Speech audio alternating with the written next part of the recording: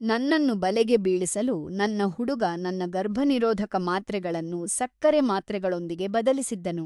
ನನಗೆ ಬಣ್ವರ್ಷ ನಾವು 3 ವರ್ಷಗಳಿಂದ ಜೊತೆಯಾಗಿದ್ದೆವು. ಆದರೆ ನಮ್ಮ ಸಂಬಂಧದಲ್ಲಿ ಏರುಪೇರುಗಳು ಇದ್ದವು. ಅವನು ತನ್ನ ತಾಯಿಯ ಮಾತಿಗೆ ಅತಿಯಾಗಿ ಬೆಲೆ ಕೊಡುವವನು ಮತ್ತು ಅವನ ತಾಯಿ ಮಗು ಹುಟ್ಟಿದರೆ ನಮ್ಮ ಸಂಬಂಧ ಸರಿಹೋಗುತ್ತದೆ ಎಂದು ನನ್ನ ತಲೆಯಲ್ಲಿ ಹಲವು ಆಲೋಚನೆಗಳನ್ನು ತುಂಬುತ್ತಿದ್ದಳು. ನಾನು ಅದರ ಬಗ್ಗೆ ಹೆಚ್ಚು ಯೋಚಿಸಲಿಲ್ಲ. ಆದರೆ ನನ್ನ ಪಿರಿಯಡ್ಸ್ ತಪ್ಪಿದಾಗ ನನಗೆ ಅನುಮಾನ ಬಂದಿತು. ನಾನು ಪರೀಕ್ಷೆ ಮಾಡಿದೆ. 2 ಗೆರೆಗಳು ಬಂದವು. ನಾನು ಸಂಪೂರ್ಣವಾಗಿ ಕುಸಿದು ಹೋದೆ.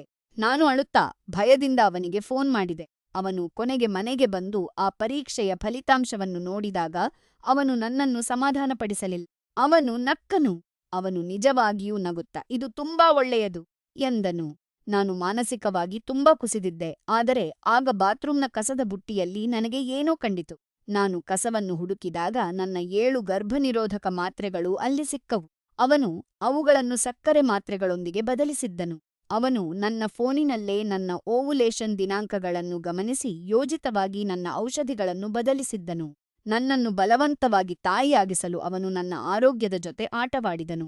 ನಾನು ದೀರ್ಘಕಾಲದ ಅನಾರೋಗ್ಯದಿಂದ ಬಳಲುತ್ತಿದ್ದೇನೆ ಮತ್ತು ಈ ಸಮಯದಲ್ಲಿ ಗರ್ಭಧಾರಣೆಯು ನನಗೆ ತುಂಬಾ ಅಪಾಯಕಾರಿಯಾಗಿರುತ್ತಿತ್ತು. ಗರ್ಭಪಾತ ಮಾಡಿಸಿಕೊಳ್ಳಲು ನಾನು ಈಗಾಗಲೇ ಅಪಾಯಿಂಟ್‌ಮೆಂಟ್ ತೆಗೆದುಕೊಂಡಿದ್ದೇನೆ.